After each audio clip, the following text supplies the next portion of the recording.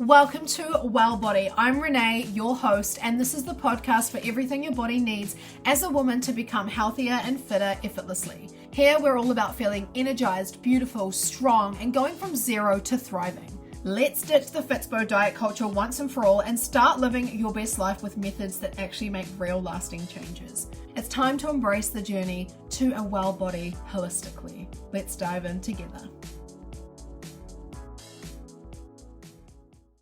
Hello everyone and welcome back to the Well Body podcast. I have a bonus episode for you today, and this is a really exciting topic that is critical for your overall health, and that is skeletal muscle.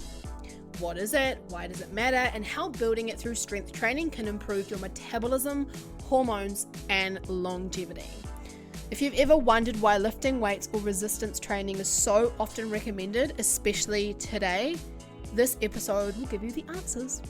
So it's not just about the aesthetics or strength that you achieve and you receive from strength training. Skeletal muscle plays a key role in supporting your hormonal health, your metabolism, and your energy levels. So let's jump into the episode. All right, what is skeletal muscle?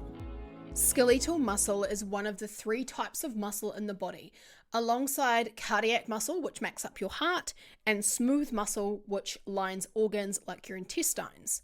It's called skeletal because it's attached to your bones, enabling movement and physical activity. So the key points about skeletal muscle are function. Skeletal muscle is responsible for movement, posture, and stability. It's what allows you to lift your groceries, walk up the stairs, or even sit up straight. Metabolism. So muscle is metabolically active, meaning it burns calories even at rest. The more muscle you have, the higher your resting metabolic rate, aka the more food you can eat. And storage. Skeletal muscle stores glycogen, which is your body's primary fuel source for physical activity. It's also crucial for blood sugar regulation. So here's the thing that we really need to take on board. After the age of 30, you naturally start losing muscle mass at a rate of about 3 to 8% per decade, if you're not actively working to maintain or build it. This is called sarcopenia, and it's one of the main reasons strength training becomes even more important as we age. And I cannot stress that enough. So why is building skeletal muscle essential? Well, it improves your metabolism and it helps with weight management. Skeletal muscle is like your metabolic engine.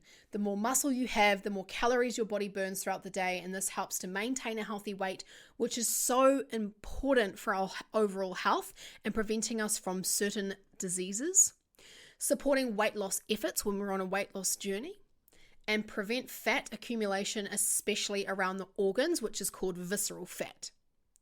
It supports longevity and independence.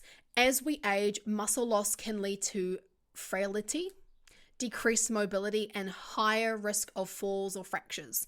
Building and maintaining muscle helps you to stay independent and active for longer.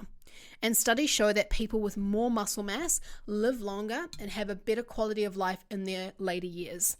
And this is evident with one of my clients that I've been working with in person who has got osteoporosis, which is a bone degenerative disease. Now, she had never strength trained and started strength training at the age of 67. Now, she had a bone density scan, and we looked at that scan results. I looked at those scan results and saw where she was at on the graph, and she was in the osteoporosis stage in the graph, which means her bones were basically weakening and eventually could end up like butter, meaning that one little triple fall and she could break a major bone, like her femur bone, that massive bone that runs from your hip down to your knee, the biggest bone in your body. And that can lead to death, which is a scary thing, right? So we've been strength training together for 2 years now, 3 times a week, and she has reduced the osteoporosis in her spine incredibly. And this is evident in the bone density scan that she had recently.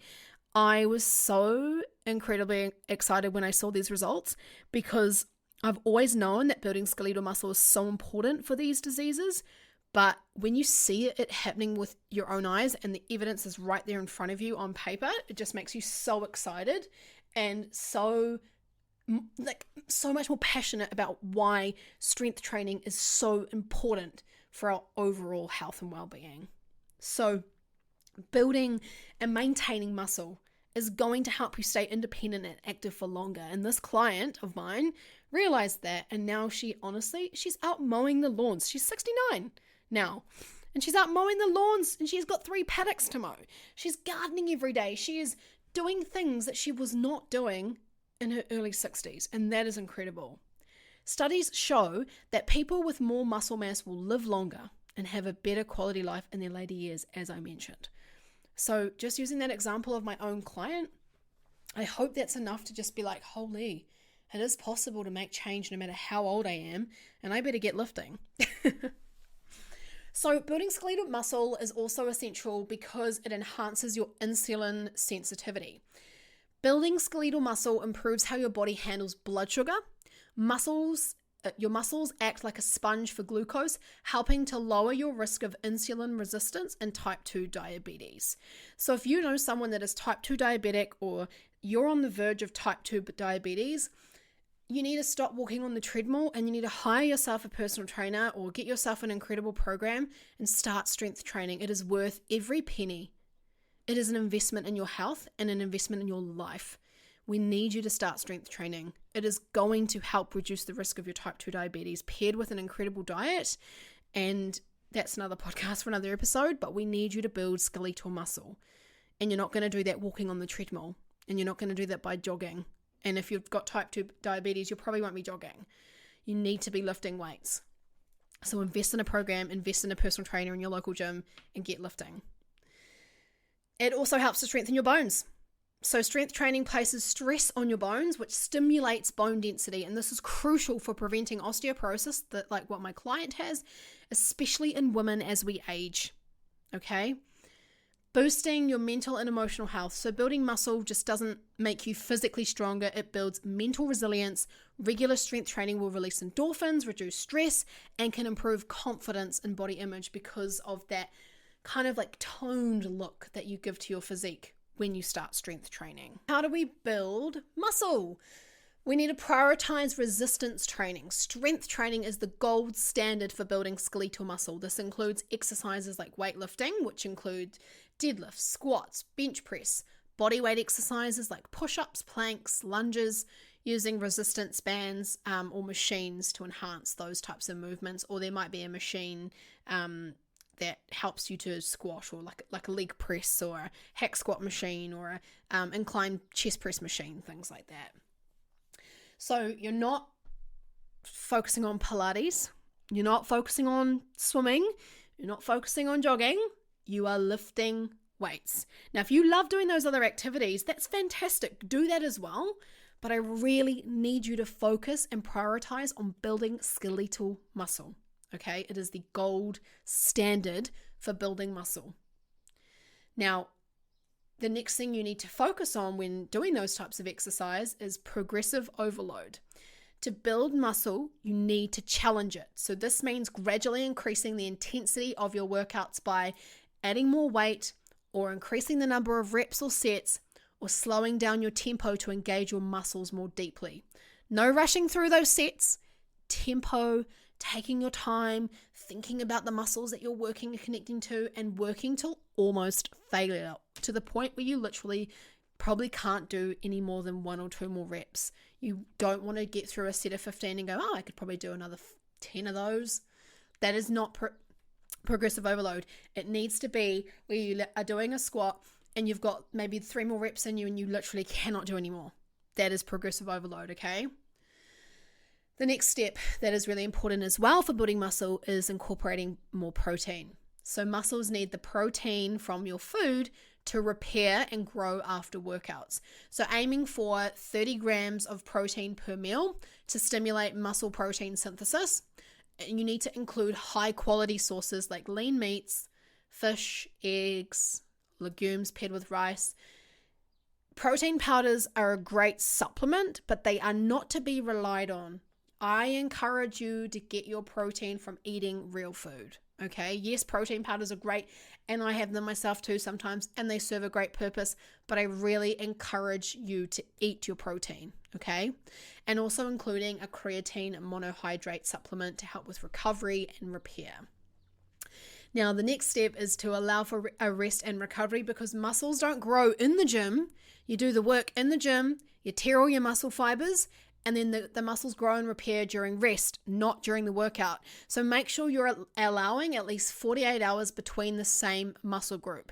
So if you did upper body, don't go and do the same upper body workout tomorrow. Do a lower body one instead, okay? You want to make sure that you're giving yourself at least 48 hours between training the same muscle group to rest and recover, and having at least 8 hours sleep at night. 7 minimum, but 8 would be great to help with muscle repair and rebuilding. Okay. So when it comes to building skeletal muscle, there's also a role with skeletal muscle and hormonal health. So hormonal benefits of muscle mass, which include improved thyroid function. So skeletal muscle supports thyroid health by improving your basal metabolic rate, which is the calories you burn at rest, and this can help to manage hypothyroidism or sluggish metabolism. Stabilize blood sugar and reduce inflammation. So chronic inflammation can disrupt your hormones from cortisol to insulin, but muscle acts as a buffer, improving your body's ability to process and store nutrients without causing spikes or crashes in blood sugar. So when I see people posting about, I'm trying to heal my hormones, I'm just going to do shitloads of breath work and walking, like, that's great, but if you really want to improve your cortisol, your excess amount of cortisol, and you really want to improve your body's inflammation, you need to lift weights. That is the best thing you can do. Okay, yes, the breath work and the walking is fantastic too, but I still really need you to be lifting weights. Okay, and then easing menopause symptoms. So for women in perimenopause or menopause, building muscle can help combat the hormonal changes that lead to bone loss, muscle wasting, and fat gain. The reason why a lot of women gain a lot of visceral fat during menopause and perimenopause is because they are losing muscle mass, which is replaced with adipose tissue, in other words, fat. So you need to be ensuring that you are maintaining your strength and your muscle, and you're consistently doing that now, not when you get to menopause, but literally now. And if you're at that point in your life, that's fine. Start tomorrow, within reason, of course. But improving your skeletal muscle mass is so important to help you move through your menopause and perimenopause symptoms. Okay, and perimenopause can start as early as 35. So let's not let our muscle mass decline. Let's not exchange muscle for adipose tissue. Let's stay strong and maintain that muscle so we are healthy, fit, and strong and feel energized, and we can get through these different stages with our hormones in our life with ease. Okay? So strength training massively helps your cycle as well. Your menstrual cycle is divided into those 4 phases. Your hormones fluctuate throughout, and muscle and strength training can align with your cycle beautifully. You know, in your follicular phase, estrogen levels rise, making this a perfect time for heavy lifting or challenging strength sessions. Your energy and recovery are at their peak, which is a great time to focus on building muscle and progressive overload. And with your luteal phase, you know, as progesterone increases and estrogen dips, you can focus on lighter restorative strength training. And this phase is ideal for maintenance work, slower tempos, and just staying on the ball with your strength training. You know, you can work with your cycle, you can work with your hormones, you can work with how you're feeling, and you not only optimize muscle growth, but you're going to balance your hormones naturally, okay, without 30 supplements that you've been prescribed by someone. You don't need 30 supplements to balance your hormones. You need to build muscle, okay? You can do so much with your body naturally to help improve your overall health, and building muscle is one of the best things that you can do for that. Now, let's just overcome a few myths about building muscle. Lifting weights will make me bulky. The most common one I hear from a lot of women, they are so intimidated to start strength training because they think that it's going to make them bulky. And this is one of the biggest misconceptions, especially for women, because building muscle takes time And getting bulky requires a very specific type of training and diet, and probably some steroid enhancing drugs to help with that. And for most women, strength training creates more of a toned, lean look. And the only reason why someone with a lot of muscle will look really bulky is because they have maybe too much body fat, which is going to make the muscle look bulky. Okay. And that's where nutrition comes into play. So it's not going to make you bulky, especially if you're only doing a push-pull leg session 3 times a week. You're just going to look lean and strong and toned. Okay. The next myth is, I'm too old to start strength training. Well, remember that client I spoke about at the beginning of the episode? She started at 67 and now she's 69. It's never, ever, ever too late. Research shows that people in their 70s and 80s can build muscle and improve their strength with regular training. And there is so much evidence because there are so many people out there doing this. It's the proof's right there. Okay, all you need to do is go onto Instagram and look up people that are in their 70s with Instagram pages promoting how incredible strength training has been and changed their lives. And then the third myth is, I don't need to lift weights if I'm doing cardio. Well, look, cardio is great for your heart health, but it doesn't build muscle. Strength training is essential for maintaining muscle mass and metabolic health. Cardio is great for your heart, yes, but it is not the only way you should be training your body. Okay, get puffed for like 5 minutes. Fantastic. Then focus the rest of your session on lifting those weights. All right. Okay, here's some action steps for your strength training journey. So if you're new to strength training, here are 3 simple steps to get started. Step number 1 is start small. Begin with bodyweight exercises or lightweight exercises to master and just get your form right. And these examples for starting small with exercises are squats, push-ups, or just resistance band rows. Number 2, seek some guidance. Work with a trainer. Follow a structured program so that you're ensuring that you're training effectively and safely. Now, you can reach out to me and work with me, and I will put details in the show notes below if you're interested in working with me. I've also got a free guide on starting strength training and how you can get into it with 3 free workouts in that guide in the show notes as well. So be sure to download that guide to help you. If you are looking for a more in-person approach, go to your local gym, source out your trainers who are there, or if you don't want to go to a gym, there's bound to be a personal trainer in your community who works from home. There are so many of us that have set up private studios so that you feel more comfortable and you feel as though you are really getting that one-on-one touch by training from home. So I would seek guidance from a personal trainer. Going to a personal trainer is just as important as seeing your GP. Your personal trainer is going to help you to build the longevity organ, which is skeletal muscle, which is going to help you to stay healthier, go to the doctors less, fight off bugs, have a better immunity, everything. So invest in paying for a personal trainer. It's more important than going to the concert that you are desiring to go to in 2 months' time if you're not in the healthiest position. If you are always unwell, if you are all over the place with your hormones, if you feel like shit, then you need to invest in your health before anything. It is your priority. It is so, so important. You need to make it work. Honestly, seeking guidance is so important because it's going to help you to start and stay consistent.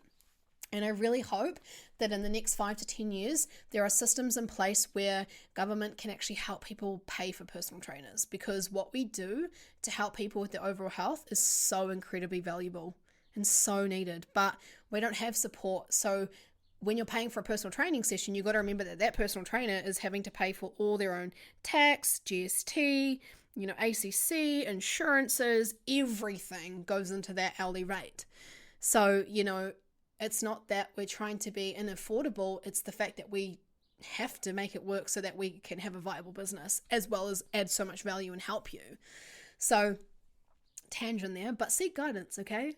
And the third one for your action step is to just stay consistent. Aim for at least 2 to 3 strength training sessions per week and just be consistent with that.